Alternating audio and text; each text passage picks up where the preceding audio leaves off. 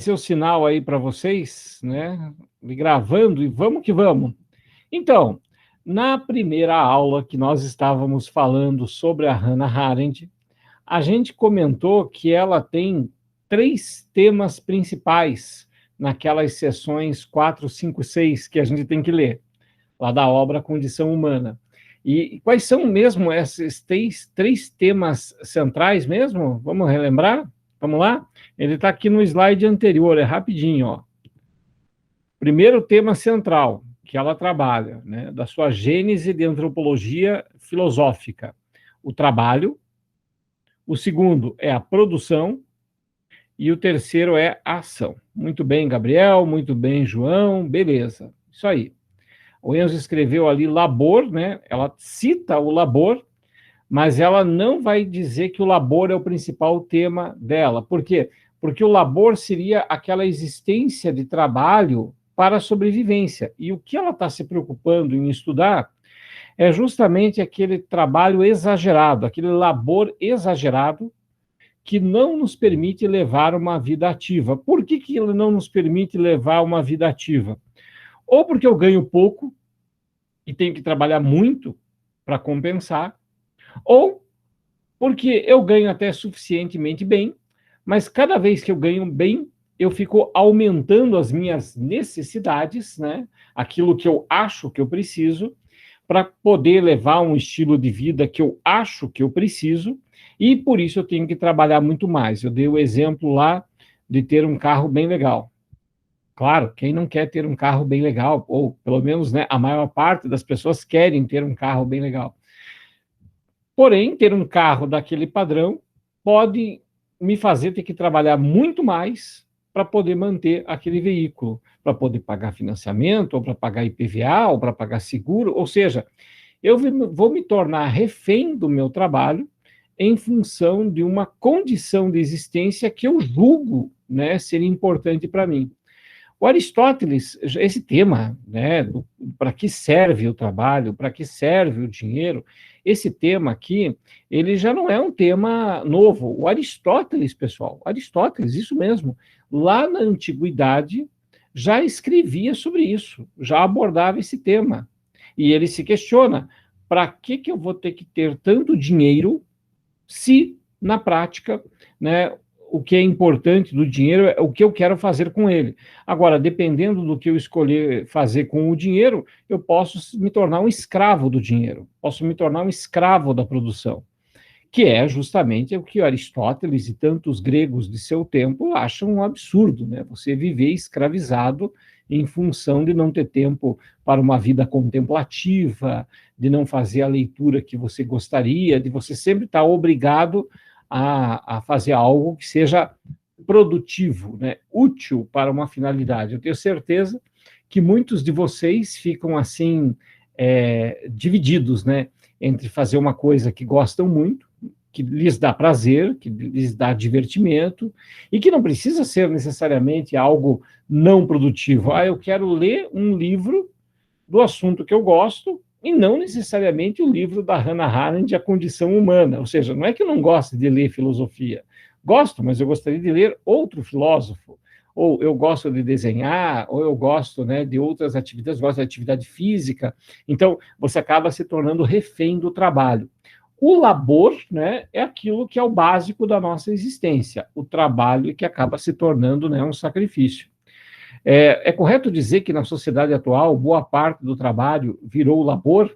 Na verdade, é o contrário, né? A gente vai dizer que isso mesmo, Lorena. Boa parte do labor, né, acaba se tornando exagerado e se tornando trabalho a ponto de nos escravizar. Isso não quer dizer que não existam pessoas que tenham, assim, prazer, né, no trabalho, né, prazer em fazer uma determinada atividade. Mas mesmo que você tenha, assim, um prazer enorme, eu sou chefe, né, eu gosto de cozinhar, é o meu hobby, é aquilo que eu escolhi como profissão. Eu tenho certeza que se você transformar essa atividade que você gosta tanto numa atividade de trabalho a ponto de se tornar exaustivo, você não vai suportar continuar a fazer. Ou seja, o problema do trabalho, portanto, né, ele é o exagero. O labor é bom, tá, Enzo? O labor é o bom. Tá? Esse é o bom. Por quê? Porque é o básico da nossa existência. Né? A gente precisa do elementar. Agora, o trabalho é quando ele se torna tão excessivo, e aqui eu vou dar uma dica para vocês, lá da sociologia, é muito utilizado esse termo em sociologia, que trabalho, ele vem de uma palavra chamada tripalium. Tripalium.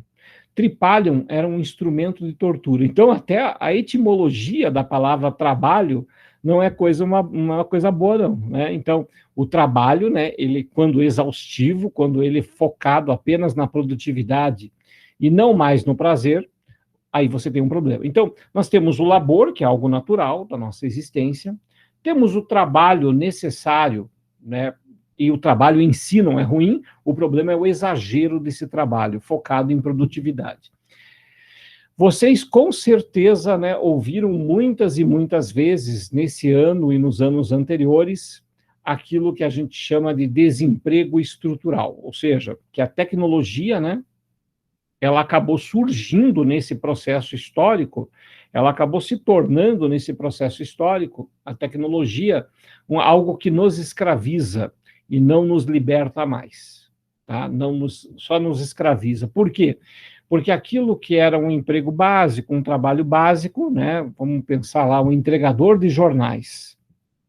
As pessoas não compram em quantidade mais jornais impressos. É tudo digital praticamente. Então, as pessoas operam nas redações, estão escrevendo, mas não estão mais imprimindo em quantidade os jornais que nem antigamente. Ficou alguns jornais, né, de grande circulação e tal, que tem, né, ainda, né, uma quantidade enorme, né, de pessoas lendo, né, Folha de São Paulo, Estado de São Paulo, mas nem a tradicional, a popular Gazeta do Povo aqui em Curitiba sobreviveu ao impresso diário. Tem só os domingos, né, uma encadernação lá e tal. Ou seja, quanta gente perdeu emprego nesse processo? Tá, daí vamos barrar a tecnologia? Não tem como barrar a tecnologia, a sociedade realmente mudou, todo mundo anda com um celular no bolso, com todos os jornais que pode ler ou comprar, então a informação ela está disponível, então não tem como voltar a ter aquele mundo como era antes. Tudo bem, entendi. Mas o que eu vou fazer com esse monte de gente que ficou desempregada num processo, né, de mudança, como foi o caso dos jornais impressos? Tanto do entregador, que não é uma mão de obra qualificada, quanto do cara de redação, do técnico, né, que cuidava lá da grana, né? O que eu faço com esse indivíduo agora? Esse indivíduo, nessa condição, ele vai ter que arranjar uma nova colocação. Se ele não tiver uma nova colocação, ele vai ter um subemprego, uma precarização das relações de trabalho, que não é aquilo que vai acontecer, né? É aquilo que já aconteceu. Hoje nós temos no Brasil, né, 13 milhões de desempregados, é mais ou menos aí o número, mas existe uma outra proporção de trabalhadores que não está nesses 13 milhões, que são os desalentados, ou seja, é o cara que nem procurando trabalho está mais, não está nem procurando, ele já entendeu que não vai achar. Então, ele está trabalhando? Claro que está, mas ele não tem nenhuma pretensão mais de achar um emprego formal, não está nem tentando, porque ele sabe que procurar um emprego formal demanda tempo, demanda custo de passagem de ônibus, demanda uma série de preparações que ele não pode deixar de trabalhar no dia a dia para ganhar o do dia, né? Então, o labor, né, é algo biológico, né? Gostando ou não, nós temos que respirar, nós temos que nos alimentar, nós temos que ingerir água, isso é o biológico.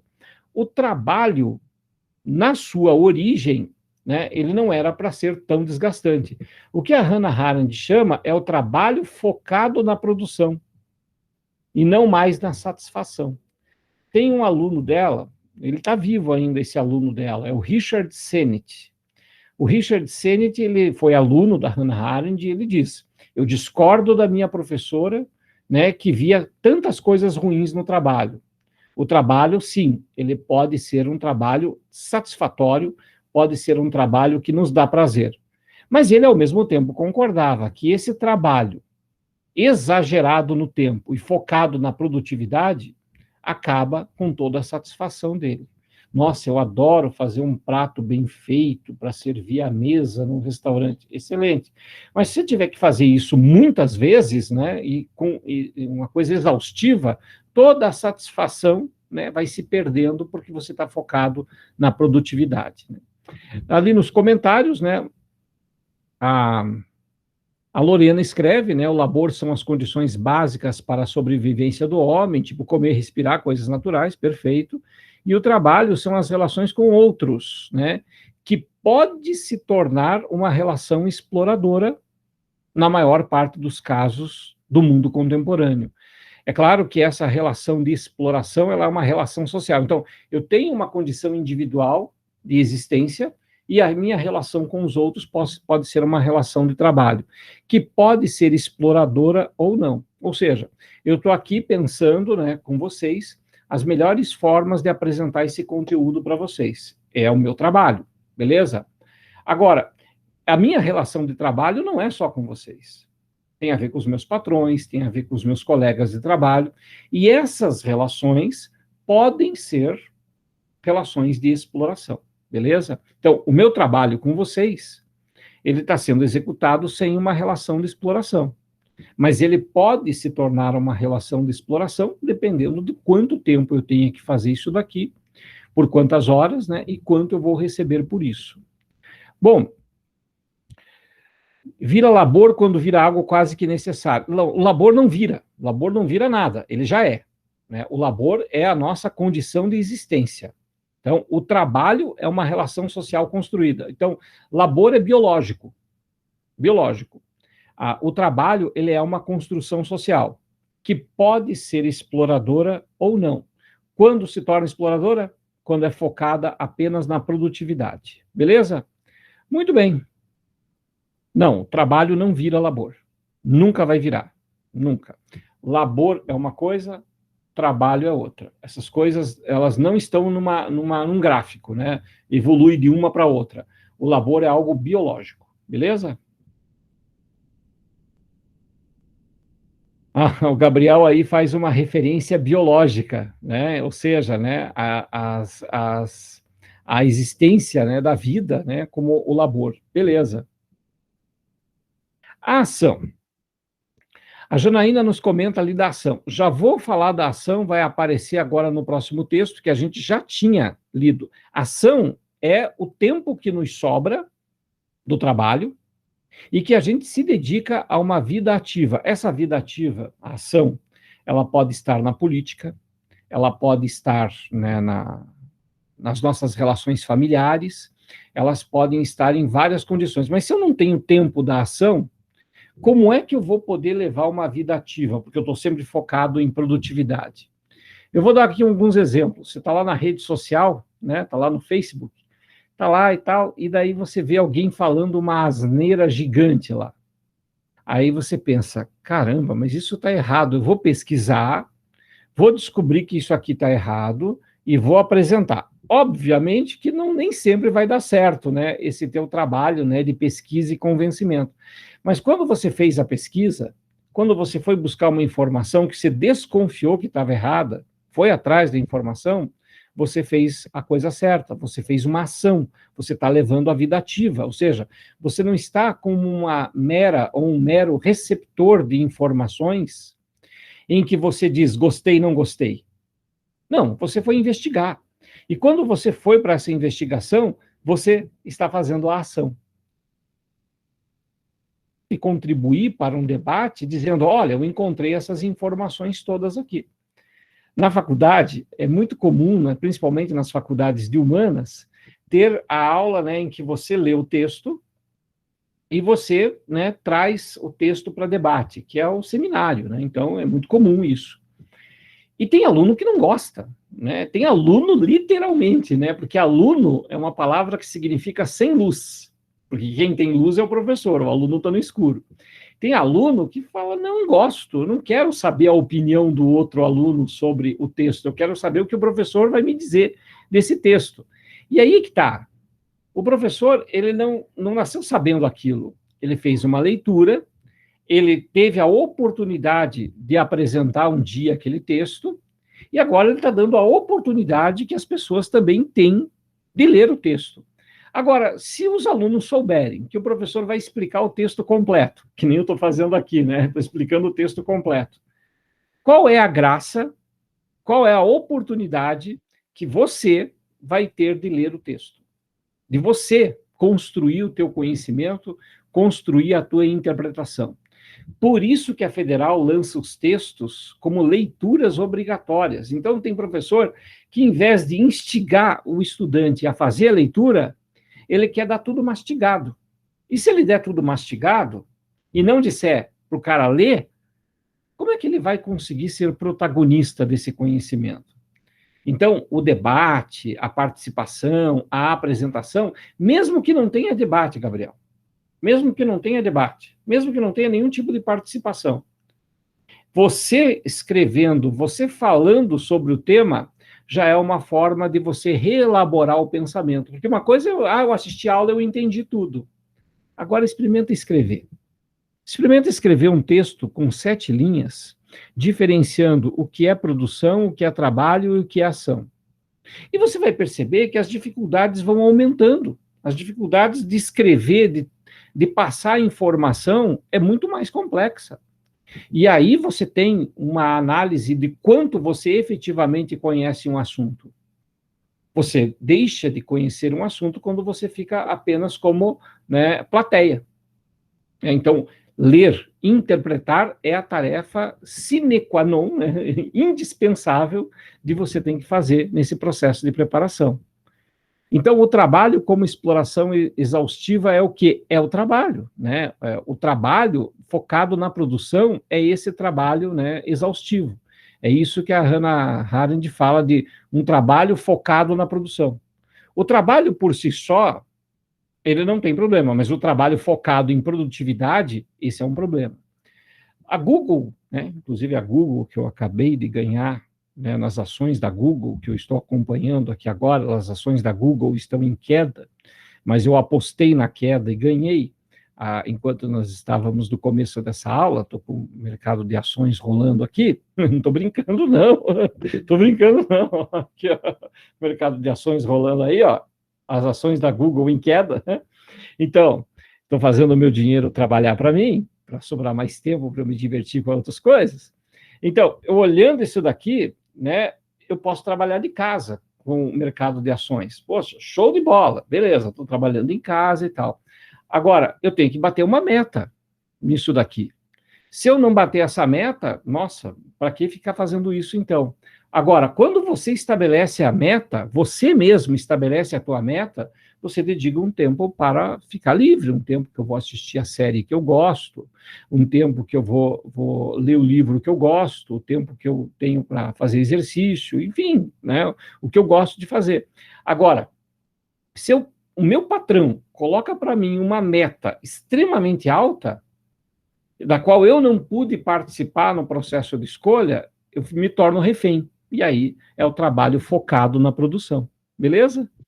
Show de bola, Enzo. Maravilha. Vai perguntando, né? Vai perguntando. Não é o lobo de Wall Street, não, João, é a capivara de Wall Street.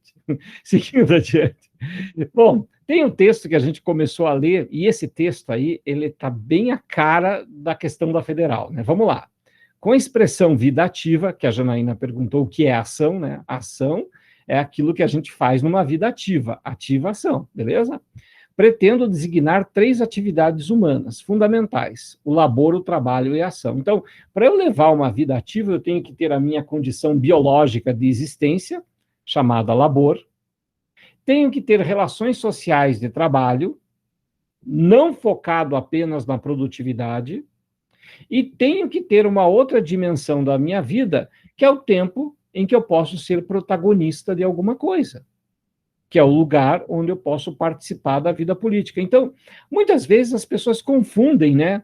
Por exemplo, o trabalho de vocês qual que é? O trabalho de vocês é estudar para o vestibular. Não que não tenha outro trabalho que você tem que fazer, mas o trabalho por excelência, né, é trabalhar aqui estudando, beleza? Tem gente que confunde, que acha que esse trabalho tem que ser divertido. Não, divertido tem que ser a tua vida ativa. Lá você tem a obrigação de fazer algo que você gosta muito, algo que te dá prazer, algo que te dá satisfação. Ah, mas para mim é uma satisfação estudar. Tá, mas não pode ser só da matéria que você gosta, né? Então, cuidado para a gente não confundir as dimensões da nossa vida. Por quê? Porque nem sempre o nosso trabalho tem que ser algo 100% prazeroso. Ah, eu não estou me divertindo, tenho que ir embora. Não, você vai lá, se esforça, termina, você tem aí mais alguns instantes para a gente terminar essa aula, cumpriu isso, tenho certeza que a tua vida ativa, daquilo que você gosta de fazer, vai ser muito mais prazeroso, porque você cumpriu aquilo que você tinha que fazer, cumpriu a tua obrigação de trabalho. Então, a Hannah Arendt, ela nos apresenta essas três dimensões da nossa vida. O labor, como diz o texto, é a atividade que corresponde ao processo biológico do corpo humano. A vida não construímos, já estava aí quando chegamos. O trabalho é a atividade correspondente ao artificialismo da existência humana. Ou seja, artificialismo não é que é uma coisa sem sentido, uma coisa que não tem significado. Artificialismo vem da palavra artifício, que é fabricado, que é feito, que é construído socialmente. Não é porque o trabalho é artificial, porque não leva a lugar nenhum. Cara, sem trabalho, a gente não tem dinheiro, a gente não tem como até manter o nosso labor, né? A nossa vida biológica. Então, a gente precisa do trabalho. Mas aí tem o detalhe, né? Se eu tiver na minha vida só trabalho focado em metas e não ter um tempo para a vida ativa, para que trabalhar tanto daí, né? O trabalho é a atividade correspondente ao artificialismo da existência humana. Ai, aquela pessoa é fútil, você é tão artificial. Não, não é esse sentido. É artificial porque é construído socialmente, beleza? Não é natural. Então é artificial ao contrário de natural, beleza? Não é artificial no sentido de ausência de conteúdo, ausência de significado.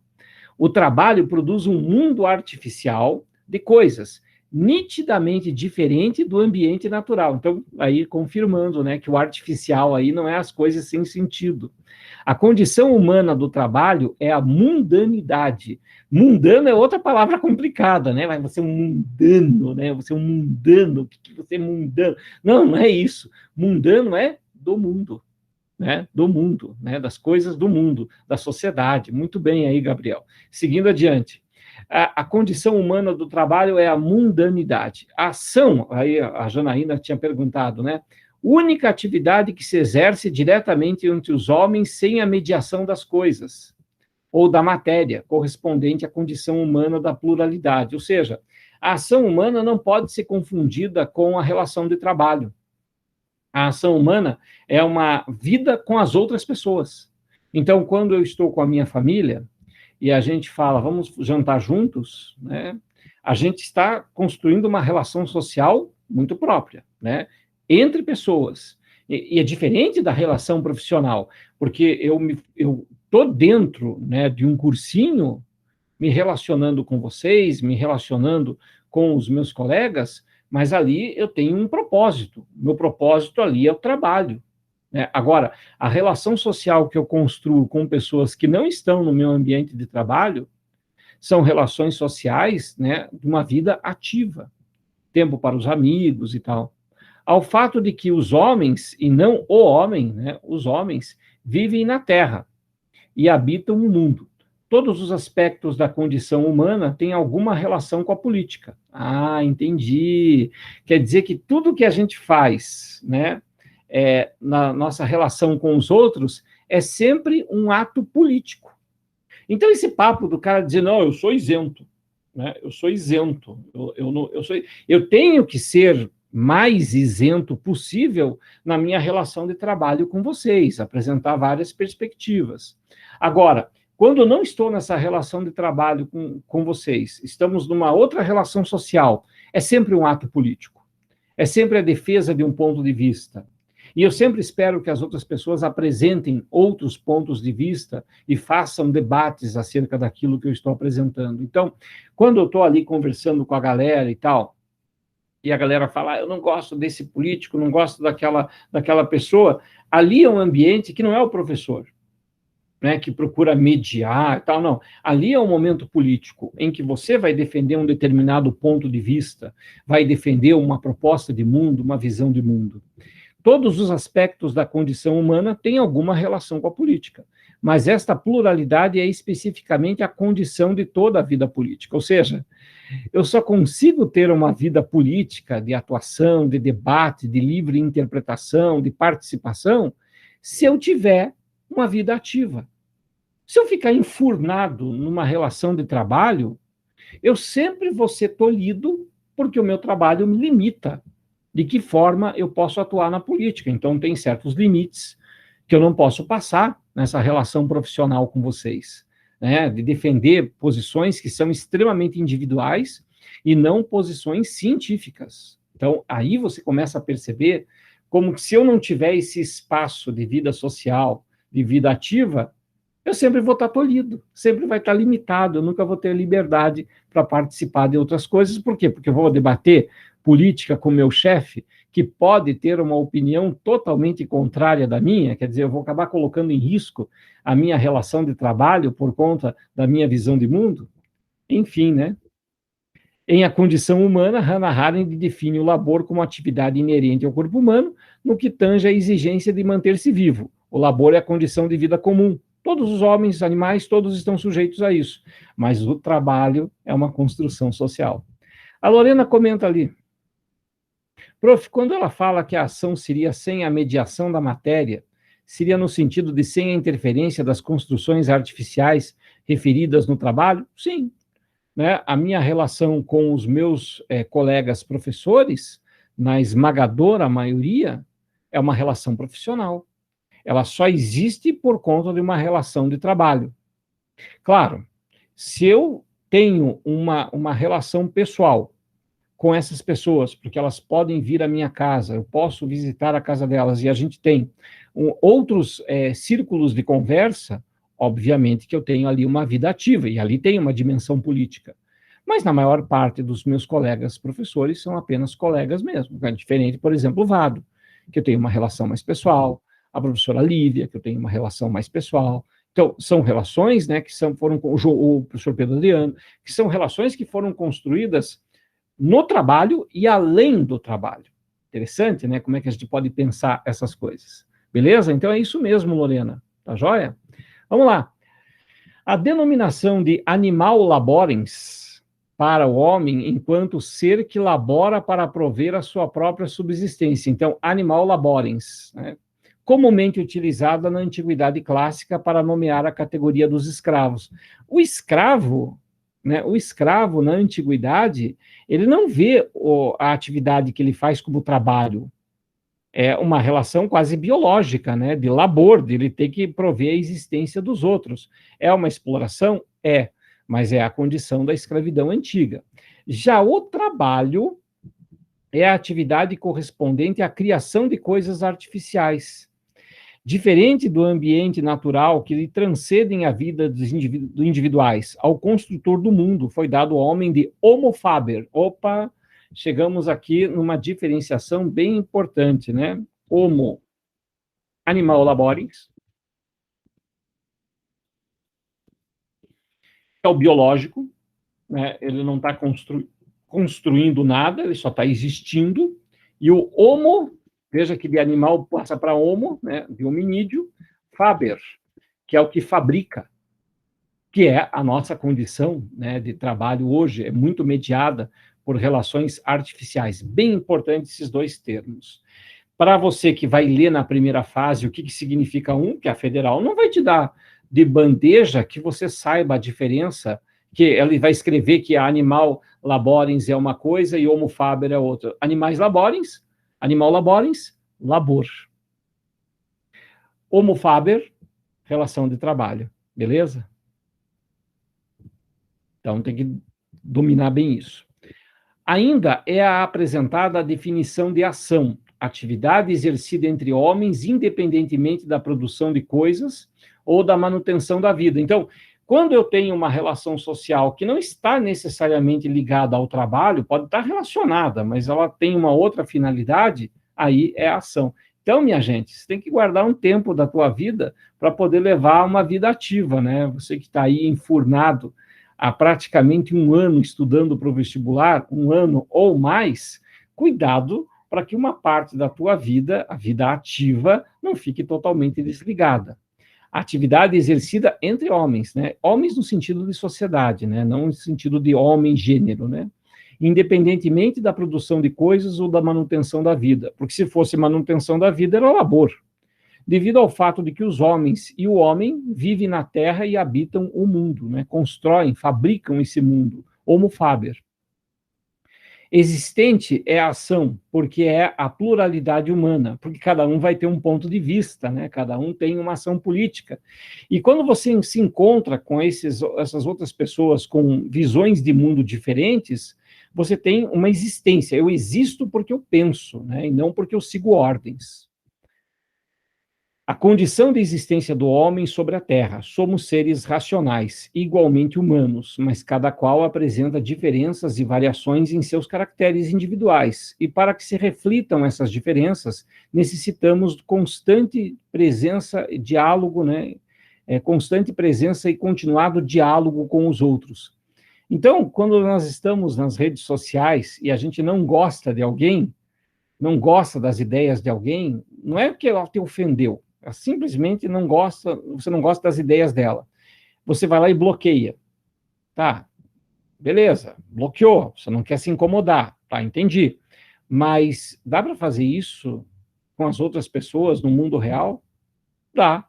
Mas eu estou, daí, tendo uma ação política de tentar mostrar um outro ponto de vista, de tornar o mundo melhor? Não.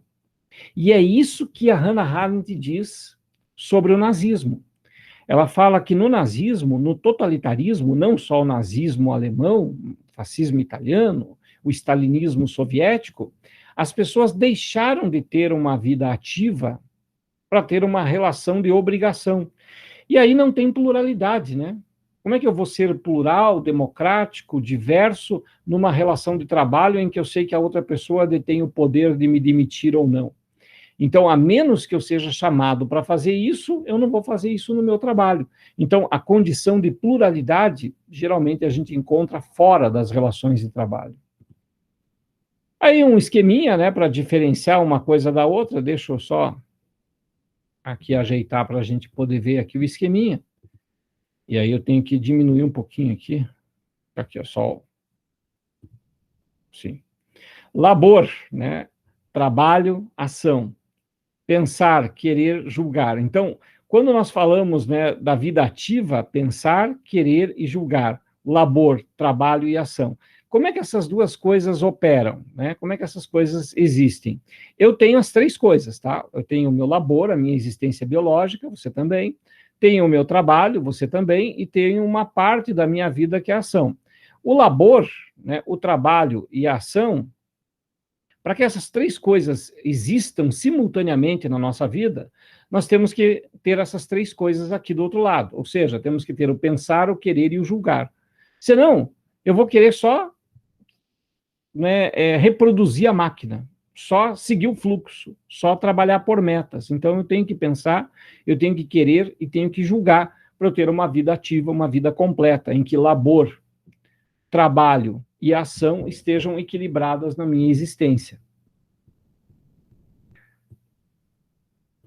A condição humana compreende, portanto, algo mais que as condições nas quais a vida foi dada ao homem. Os homens são seres condicionados. Tudo aquilo com o qual eles entram em contato torna-se imediatamente uma condição de sua existência. A existência humana seria impossível sem as coisas, e estas seriam um amontoado de artigos incoerentes, um não-mundo, se esses artigos não fossem condicionantes da existência humana. Então, ela não nega o trabalho, tá? Ela não nega esse mundo artificial. Ela fala, sim, esse mundo artificial tem que existir no trabalho e na vida ativa. Não dá para só viver que nem animal, não dá para viver só trabalhando, e tem que ter também essa proporção da vida ativa. Beleza? A Hannah, ela cita a questão da alienação, mas não do ponto de vista do Karl Marx, tá, Gabriel? O Karl Marx, ele vê a alienação como aquilo que eu trabalho, aquilo que eu produzo, e não sou remunerado por isso. é uma alienação material, beleza? Ela fala da alienação enquanto você não levar uma vida ativa, não participar mais, né? Você simplesmente desligar as relações sociais. Então, ela não está falando de economia, que nem o Marx falava. Mas o que ela fala, dá para dizer que é alienação, sim, mas é uma alienação diferente. Se você for escrever sobre isso, né, é importante que no texto você diferencie que não é a alienação marxista, é a alienação como a gente usa de deixar de pensar nas coisas, beleza? Um isolamento, isso, poderia ser um isolamento. Alienado, né, significa aquilo que é retirado de mim, tá? Alienado é aquilo que é retirado de mim. No Marx é economia, é dinheiro. Na Hannah Arendt é deixar de pensar, agir, julgar, atuar, né, tudo isso que tem a ver com a vida ativa. A condição humana não é o mesmo que a natureza das atividades e capacidades humanas que correspondem à condição humana, não constitui algo que se assemelhe à natureza humana. Então, ela diferencia a natureza de condição. Natureza é uma parte da nossa vida, condição é o completo, a condição humana. Não tem como a gente só focar na natureza, não tem como a gente só focar na natureza e no trabalho, não é possível ser feliz se não tivermos a dimensão política da nossa vida, a dimensão da sociedade, das relações sociais, não pontuadas pela fábrica, pelo escritório, pelo cursinho e assim por diante. Eu tenho certeza que muitos de vocês até são amigos, assim, né, presencialmente, se conhecem de longa data. E essa amizade vai persistir se você continuar a cultivá-la com relações sociais.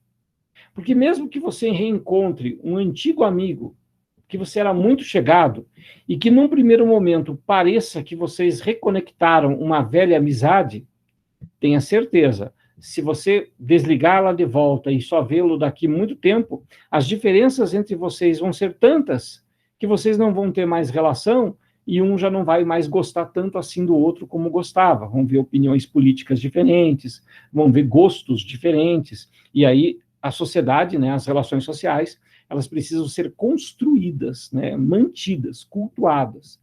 Tem vários alunos que foram muito chegados, né, na gente e tal, e alguns deles se tornaram amigos justamente porque a gente continuou cultivando uma amizade, que tinha a ver com predileções, com gostos, né, com outras dimensões da nossa vida. O João comenta ali, a natureza humana está dentro da condição humana? Sim, a condição humana é tripla. Uma delas é a natureza, uma segunda condição é o trabalho, e a terceira é a ação. Então, sim, a natureza está dentro da condição humana. A condição humana é o todo, como você bem escreveu aí. Legal, bacana, pessoal. O homem só pode assumir a sua condição humana, ou seja, ser completo, se exercer tudo o que é seu por direito. Ou seja, conjugar a vida ativa e a contemplativa. A dissociação dessas duas esferas, ou seja, eu só trabalho, eu não me divirto, que são humanas por excelência, nos mostra homens incapazes de agir e refletir, que produziram sociedades incapazes de agir e refletir. Lembrando, né, que agir vem de ação e refletir vem de reflexão, que é pensar sobre a minha própria existência. O animal laborens, ele não pensa sobre sua própria existência, ele só executa aquilo que foi pré-determinado. O homem da condição humana, nós, né, nós temos que nos refletir e pensar o nosso próprio ofício. Na faculdade é muito comum também professores se encontrarem com estudantes e um apresenta para o outro o que está fazendo, o que está pesquisando. Por quê? Porque é um momento de reflexão interna e de diálogo, né? Você se obriga a refletir sobre o que você pensa, até para ver se está certo, se está errado. E você, ao dialogar com o outro, você tem outros pontos de vista. São essenciais para a construção de uma pesquisa, para a construção de um projeto político e assim por diante. Então, quando alguém diz assim, eu defendo um governo super forte que vai pensar por mim, chama-se totalitarismo, né? Então, se eu decidir alguma coisa da minha vida, poxa, tem que ser um ato reflexivo. Se os outros decidem por mim, e eu abro mão, né, dessa capacidade de refletir, eu estou me submetendo ao regime totalitário. Veja como o nazismo foi muito influente no pensamento da Hannah Arendt, né? Muito influente mesmo. Por quê? Porque a Hannah Arendt, ela estava escrevendo num contexto de perseguição, e ela disse, como é que pode um ser humano não se importar com outro ser humano? Como pode um ser humano ir lá, tirar os bancos de um vagão de trem, pregar tábuas nas janelas e não perceber que aquilo é para transportar um monte de prisioneiros judeus para um campo de concentração? Como é que um indivíduo pode ir lá no campo de concentração, construir uma câmara de gás e não perceber que ele está colaborando, contribuindo diretamente para o extermínio? Ah, não, estou só fazendo o meu trabalho. Tá, e a tua ação, a tua reflexão, a tua capacidade de pensar sobre o que você está fazendo? Ah, essa parte eu desligo? Pois é o totalitarismo operando, né? É quando a gente deixa de refletir, deixa de pensar. O Enzo comenta ali, refletir dá trabalho e até mesmo mais fácil só obedecer, mas é sempre necessário refletir. Exatamente, é cômodo ser menor, é cômodo, né, ser menor. Essa frase, né, é cômodo ser menor, é uma frase que está lá no texto do Immanuel Kant, né? A minoridade é a condição de preguiça que a gente nos deixa, né? E que a gente pensa, quer saber? Deixa para lá. E assim, não é só uma condição de minoridade quando eu deixo de opinar, é quando simplesmente eu deixo os outros opinarem, discordo e não apresento a minha crítica, né? E não me posiciono. Então, essa é uma condição, né, de escravidão, praticamente, né? De obediência. Quanto ao trabalho, ele é necessário à sobrevivência. Claro, ninguém vai dizer, eu vou ter uma vida ativa, eu não vou mais trabalhar. Não, a Hannah Arendt fala, o trabalho ele é necessário à sobrevivência biológica. Eu não consigo realizar o labor se eu não tiver o trabalho. E efetiva-se na atividade do animal laborens, o qual, a partir de um estágio primitivo de existência, vivia isolado dos outros seres humanos, regendo-se apenas pelos ditames fisiológicos da vida animal. Então, o ser humano biológico, ele precisa do trabalho para ter, né, o que comer, né, ganha dinheiro e vai. Agora, a produção, ela é o estágio do homo faber, que produz objetos duráveis, técnicas, né, partilhando o seu saber de fabrico com outros homens. Então, já é um nível, né, maior, porque não é só uma condição biológica, eu estou produzindo para mim, estou produzindo também para minha esposa, estou produzindo para os meus filhos, ou seja, eu estou compartilhando técnicas com vocês, é uma outra dimensão, homo faber, beleza? A ação é a característica matricial da vida humana, da sociedade matricial. Vamos pensar matricial. O que é matriz? É uns negocinhos lá que o professor coloca uns númerozinhos e põe 2 risquinhos, um do cada lado, tá. Mas o que é aquilo? É aquilo que significa outra coisa, porque você fica fazendo, depois multiplica, tipo esse Zorro fazendo, né? Lá, qual é que é? É o teorema de Kyo, é isso? Kushi, Kyo, sashimi, sabe Deus o quê? E aí você está fazendo os rabiscos lá, multiplicando e tal, e isso vai significar Kyo, né? Obrigado. Isso vai significar outra coisa, ou seja, nós temos que ter na nossa matriz, né, aquilo que reproduz, aquilo que significa outras coisas, uma ação, né? Tem que sempre estar ali presente, né? Nunca pode ser um movimento automático apenas. Os homens agem e interagem uns com os outros no seio de uma vida política em sociedade. Só a ação é a única característica da essência humana que depende exclusivamente da contínua presença de outras pessoas. Ou seja, se eu não estiver me relacionando com ninguém, eu estou isolado, eu não reflito sobre a minha ação, eu não coloco ela à prova, eu nunca vou ter uma vida ativa, né? Então, tudo bem, você não está no sindicato, você não está no partido político, mas existem várias dimensões da nossa vida que exigem uma ação política, um posicionamento, né, de se colocar e dizer eu sou contra, eu sou a favor, e é por conta disso, e que aqui é a minha posição, beleza? Aí o João comenta, né, mais fácil ficar na bolha, com certeza, é cômodo ser menor, como dizia, né, o Immanuel Kant, né, com certeza. É, do que expandir e tentar entender o outro lado. Que bizarro, eu estou em choque. E é exatamente essa vida de choque, amortecida, né, anestesiada, que nos leva a essa condição de decidirem o que a gente é sem a gente. Decidem, simplesmente decidem o que qualquer coisa, né, sobre a nossa vida. Beleza? A relação, portanto, quase, né, não é a ação. A ação depende da relação. Né? Então, eu não consigo ser ativo sozinho. Eu preciso ter mais gente fazendo isso. Na outra aula, eu citei o exemplo do Sleeping Giants.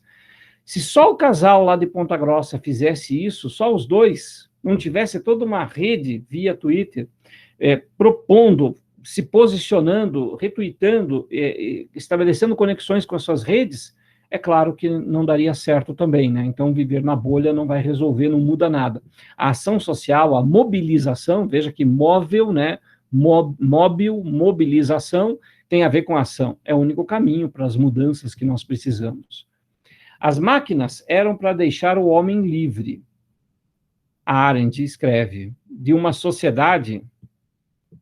Espera aí que eu estou me perdendo aqui. É que são duas telas. Aí, às vezes, eu me perco na parada. Vamos lá.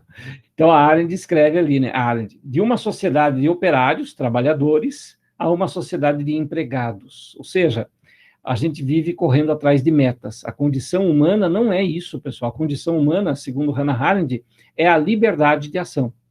Claro, uma liberdade nas relações sociais, não uma liberdade somente individual, porque senão você está na bolha do mesmo jeito, né? Então, eu defendo que a minha liberdade individual de não querer ser vacinado é a coisa mais importante. Tá, mas e a relação social de cuidado com o outro, de cuidar dos outros? É isso que a Hannah Arendt está chamando a atenção. É uma liberdade solidária, uma liberdade que só faz sentido se for coletiva. É justamente, né, nessa visão individualista de ver os outros como coisa que os genocídios são possíveis, né? Os genocídios, eles ocorrem quando, em vez de você ter um nome e ser uma pessoa, você é só um número. Você é só um número numa tabela estatística. Então, eu aceito, né, que mais de 200 mil pessoas possivelmente morreram por conta da Covid, porque é o preço a se pagar, tá? Mas esse preço a se pagar não é a tua vida, é do outro, né? É a do outro. Não é o cara que vai lá na linha de frente e tal, e que tem plano de saúde e consegue ser atendido muito bem e se recuperar. É o outro que tem que pegar o ônibus, que tem que dividir espaço apertado, que tem que se expor, né, à Covid. É ele que eu quero que ele vá lá e se submeta a isso, porque eu vejo ele como coisa. Qualquer coisa eu troco, né, por outro indivíduo que vai ser mais uma coisa para mim. Ninguém jamais acreditou que o homem pudesse optar pelo genocídio, mas ao ver os seres humanos como números, e realmente, né, no genocídio eles eram numerados, eu estou aceitando que, sendo um número, eu posso eliminá-lo. O homem é descartável até mesmo fora da linha de produção, enxerga a autora, potencialmente descartável. Ficou muito velho, ficou doente, não tem isso, não tem aquilo, então você é coisa, você pode ser descartado. E o nosso trabalho acaba se submetendo a essa condição também, né? Beleza? Último slide. Todos somos altamente descartáveis, né? Potencialmente descartáveis, mas não acreditamos. Sabendo muito ou pouco, somos descartáveis. O genocídio mostrou que o capitalismo disfarça, né? Isso foi feito numa pesquisa monográfica, né, de um tema. Ou seja, o capitalismo disfarça as relações de opressão, transformando tudo em mercado, tudo em números. Beleza? Bom, com isso, pessoal, encerramos aí mais essa aula. A todos vocês, né, fiquem bem, fiquem se cuidando sempre, né? E, é claro, não deixem de levar uma vida ativa em parte da sua existência. Um grande abraço a todos. Daqui a pouco eu coloco lá para vocês o texto original da Hannah Arendt para você fazer a leitura. Caso você não tenha guardado ele, né, das nossas aulas do ano passado, eu coloco lá o link para vocês. Beleza? Um grande abraço a todos, um ótimo final de semana. Dúvidas sempre de serviço. Um abraço. Até.